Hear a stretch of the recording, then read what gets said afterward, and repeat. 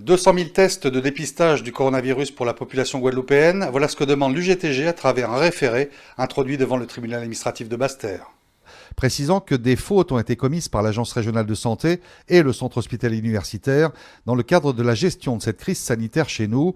Le syndicat indique que sans qu'il soit nécessaire d'attendre d'hypothétiques mesures d'autorisation ou de réquisition, il est nécessaire que l'ARS et le CHU, chacun pour ce qu'il concerne, passent commande auprès des sociétés Novacite et Altest Biotech ou d'autres de tests en nombre suffisant, soit cette estimation de 200 000, à savoir la moitié estimée de la population guadeloupéenne.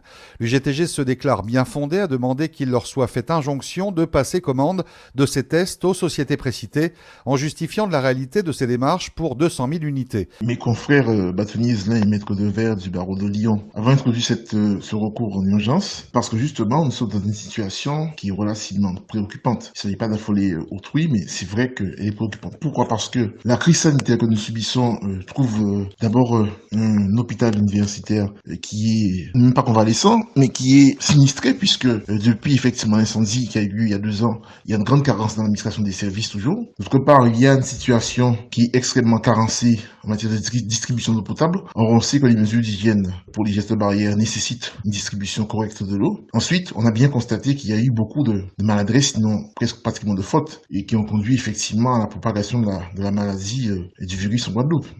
Il faut rappeler les conditions dans lesquelles les touristes ont pu être acheminés du port à l'aéroport dans des bus avec effectivement pratiquement une absence de contrôle sérieux, voire pas de contrôle du tout dans certains cas.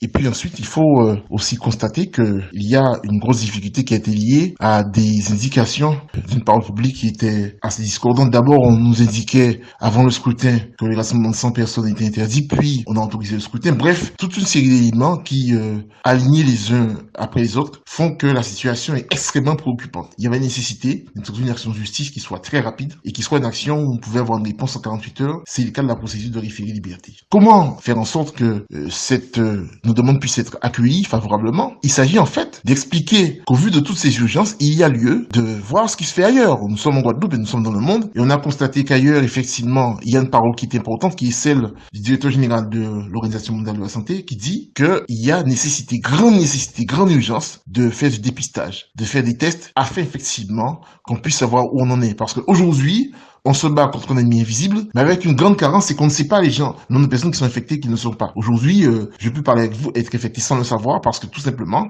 il n'y a pas de tests en nombre suffisant pour les conditions dans lesquelles la situation sanitaire de la Guadeloupe se trouve dégradée. Et donc, par conséquent, nous avons une société franco-anglaise qui est en mesure de faire des tests, qui en a fait l'annonce mondiale le 23 mars, qui peut faire des tests en très très grand nombre. Et nous pensons que une fois que ces tests au nombre de 200 000 vont arriver en Guadeloupe et seront effectivement organisés, on pourra mieux savoir comment lutter contre le virus, parce qu'on saura tout simplement, effectivement, beaucoup mieux quelles sont les personnes qui sont infectées et quelles sont celles qui ne le sont pas. J'ajoute qu'il faut aussi bien comprendre qu'aujourd'hui, il y a une autre difficulté. Cette difficulté, c'est qu'il y a la nécessité qu'il y ait une coordination. Nous sommes un territoire ouvert aux 4 vents, nous sommes un archipel, et il faut absolument qu'il y ait ces mesures prises, parce que parallèlement, les années qui ont précédé l'arrivée du virus en Guadeloupe ont été des années où on a constaté également qu'il y a un démantèlement de l'offre d'hospitalisation en Guadeloupe. Cette offre a été déterritorialisée, si bien qu'aujourd'hui, l'autre difficulté que nous avons, en plus de toutes celles que j'ai notées, c'est le cas où il y aurait dans les îles qui composent l'archipel guadeloupéen,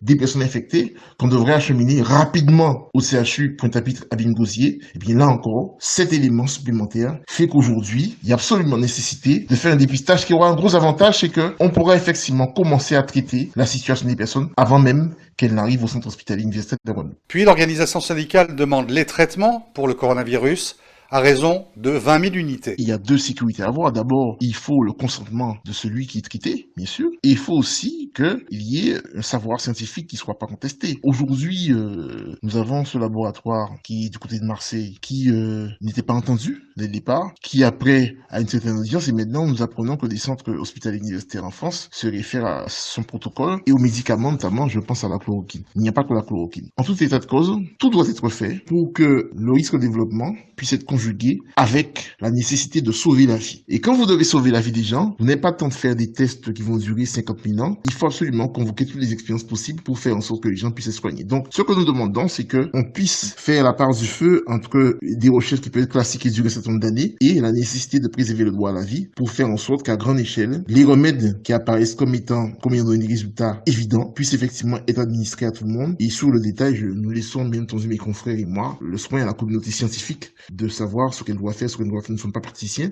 mais en tout cas, une chose est certaine, c'est que apparemment, manifestement, il y aurait des remèdes qui auraient, semble-t-il, fait leur preuve en ce qui concerne les soulagements dus aux gens qui sont extrêmement atteints et voire la guérison pour certaines personnes. Enfin, l'UGTG conclut son référé en pointant du doigt les carences des autorités publiques dans la gestion de cette crise sanitaire.